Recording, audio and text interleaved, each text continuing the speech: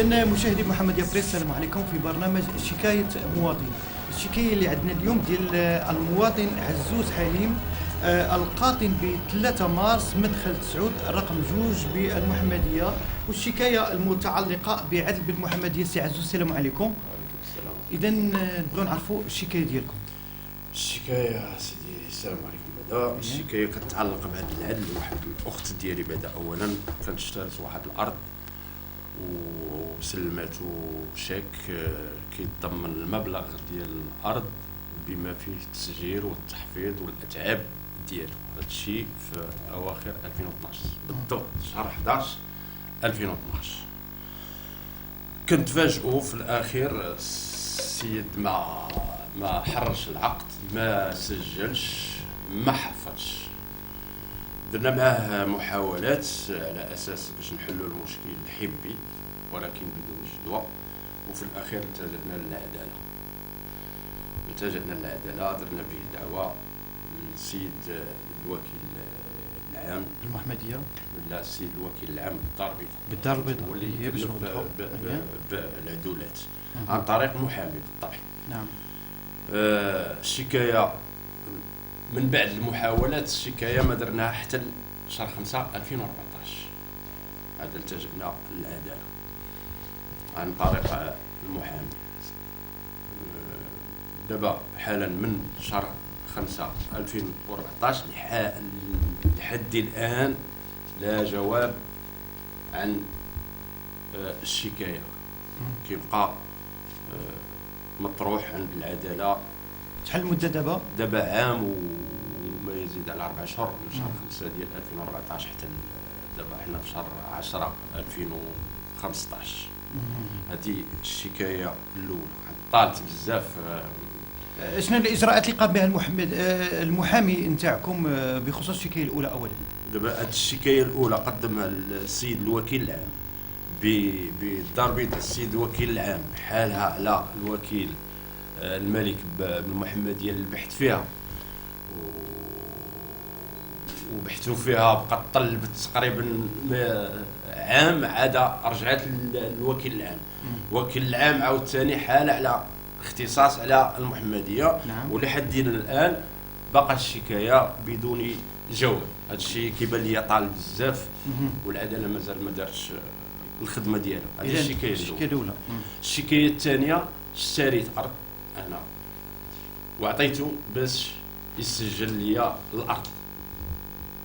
كنت فاجئ يسجل الأرض.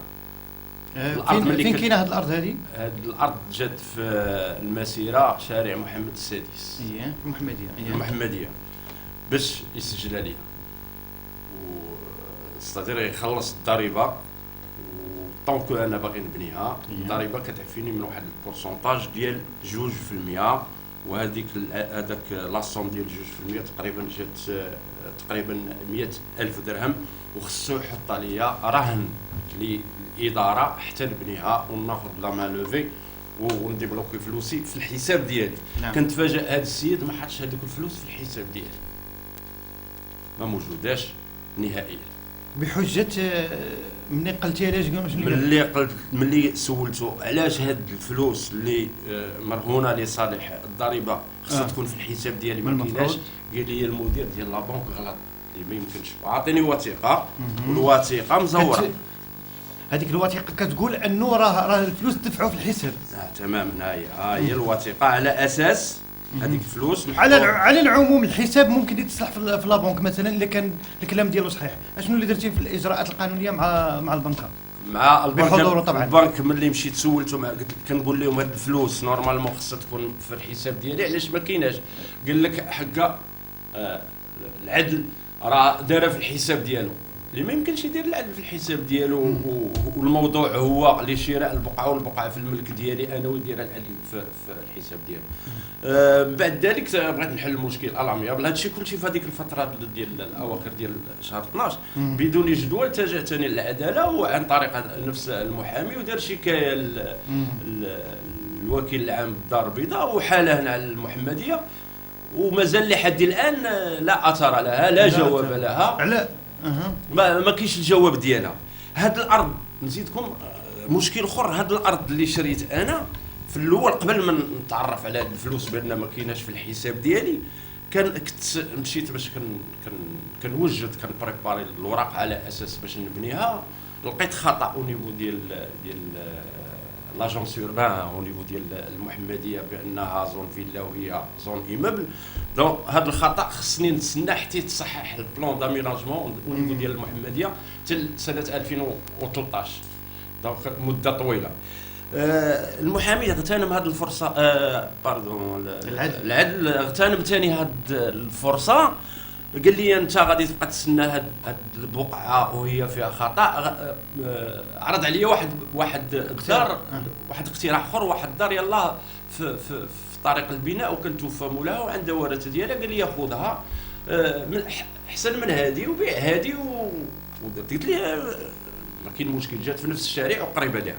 قلت لي ما كاين حتى مشكل، طلب مني 60 مليون ديال لافونس باش يعطيها لدوك الورثه. فعلا عطيته هذيك 60 مليون باش يعطيها الورثه ويبدا الاجراء ديال البيع. من بعد اسبوع رجعت عنده قلت لي فين وصلت القضيه. قال لي راه هذيك المنزل راه ما صالحش لك، راه داخل المحكمه، الورثه عندهم مشكل ما صلحش. قلت لي ما كتبش، ما كاين حتى مشكل، رد لي فلوسي.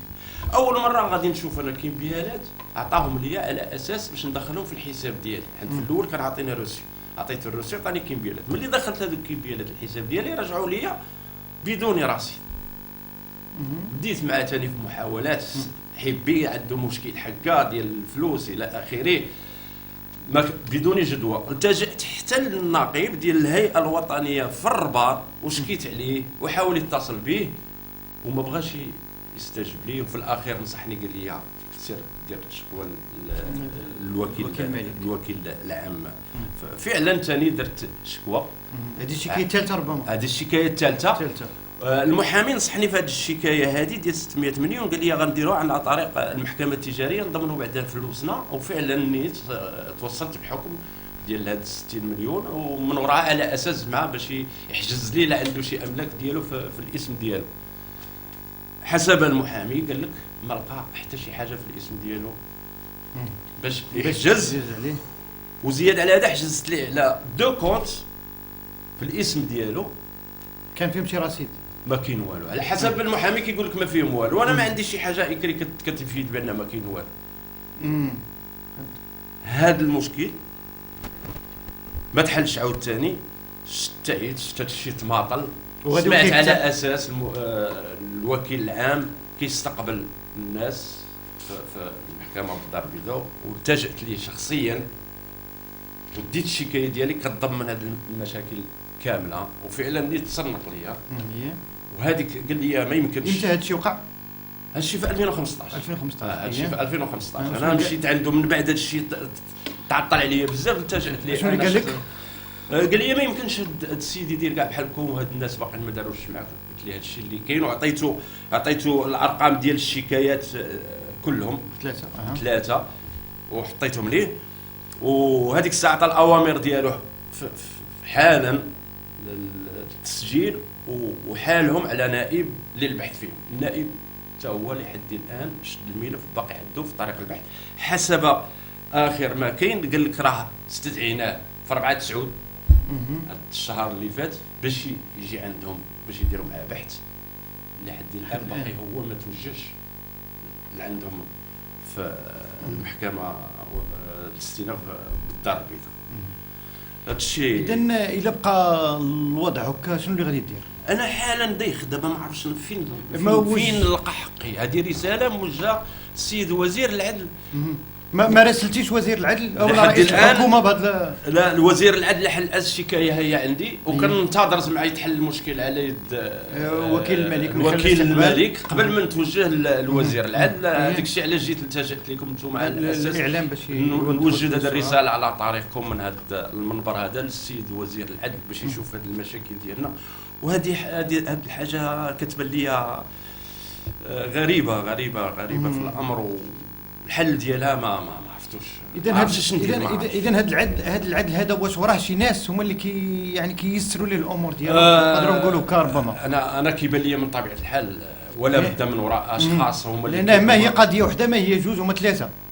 انا حالا انا تجرأت وجيت عندكم وكندير بالشكايه ديالي. كاينين ناس اخرين اللي ما كادينش يديروا هذا الشيء، ما من الشكايات ما كادينش يديروا به. يعني عنده شكايات اخرين. كاينين ناس شكايات اخرين تلاقيت بهم مباشره وكيعاودوا بانهم عندهم مشاكل معاه. وهذا السيد هذا الا بقى بحال خدام في المحمديه وكيتعامل مع جميع الزبناء بهذه الطريقه هذه، كارثه عظمى بالنسبه لي. اللهم ان هذا منكر كما يقال. اللهم ان هذا لمنكر.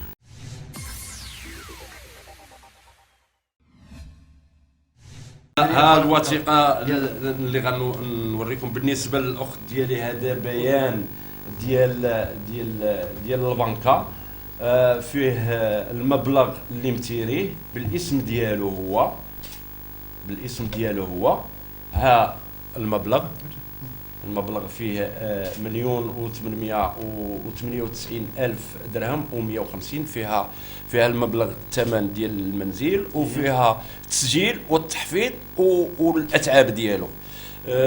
بالنسبه للشيك، ها هو الشيك، هو متيريه هو بيدو، هذه نسخه منه. هذه ديال 60 مليون ديال الشكايه الثانيه؟ لا، هذه ديال الاولى. هذه ديال الاولى. ديال 60 مليون انا غنوريكم. يعني 60 مليون طارت لك في اسبوع ما عرفتيها. هاد الشكايه الاولى تفاجئنا حتى بالسيد مول الدار ملي بغى يخلصوا، عطاه 140 مليون. هادو الفلوس ديال الاخت ديالي اللي عطاتها لي، عطاه 140 مليون، رجعت حتى هي بدون رصيد. هذه الشكايه الاولى.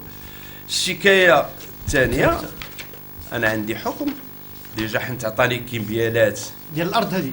هذه ديال الارض. لا اسمح لي،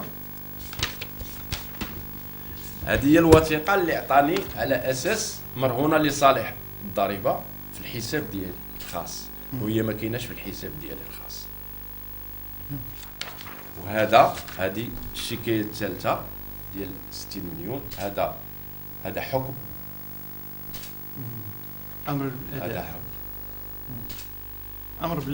امر بالاداء. وبهذا درت ليه حجوزات لي كونت اللي عندي انا، دو كونت بدون رصيد، وكاع لي بيان ديالو حسب المحامي كيقول لك كنلقاوهم في الاسم ديال الزوج. اللهم هذا الامر.